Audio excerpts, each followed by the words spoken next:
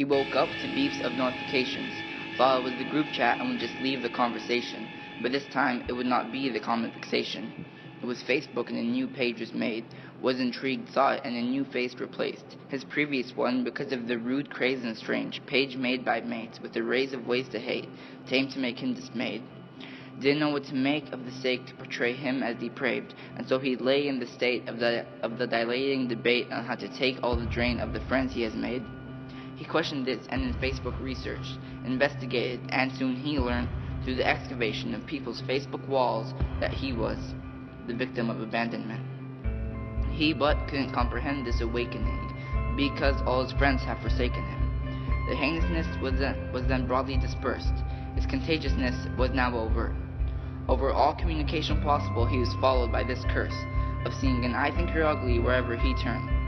And so his email, phone, and social networks were all spammed with self-esteem deteriorating comments that came from all hands, a collaboration and coordination of inducing him into insanity.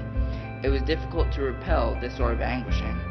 At school he was silent, for he knew not what to say. Everyone ignored him and his state. He just received the demonic stares of his classmates every few days. There was no rehabilitation from the despised school time at home. Everyone there just seemed to live alone. He thought about how much damage could be done to him through a screen, and how painful it was to be obligated to read the hateful comments inconclusively.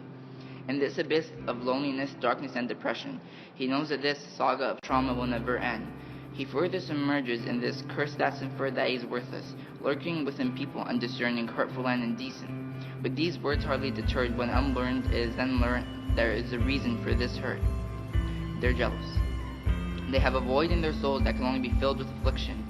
They used to have morality, but brutally killed it. Now in their envious moods, they drown in the plenty of crude, gloomy history before which ensued the epitome of what seemed to be rude. After identifying the cause, he tried to repent from what he had lost. So he remained with consciousness and retrieved confidence, and tried to keep calm and just not let these ominous people to just be squandering all of his pondering and steep obsolescence. He searches for an escape away from what's about to escalate, discusses the problem with his mom, gushes the nonsense that he's been thrust upon.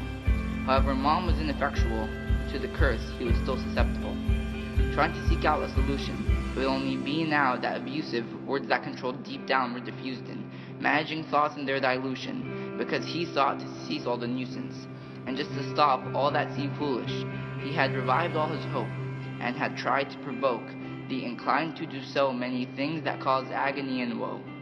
But he himself couldn't manage stopping it, no matter how rancid and opposite to common sense. He did anything to attempt squashing it. Online, endless blocks and reports. At school, on a regular basis, knocks on the doors of the principal office, but the principal only had lectures that were bottomless, and the bullies were let off and never received a consequence. So all day he remained ponders about ways to just slay this torture which was to him dominant. He comes to the realization that this hateful torment is endless. He is driven into hopelessness, depression, desperation, and desolation, and no one at all he can be on dependent for true. No one at all, except for you.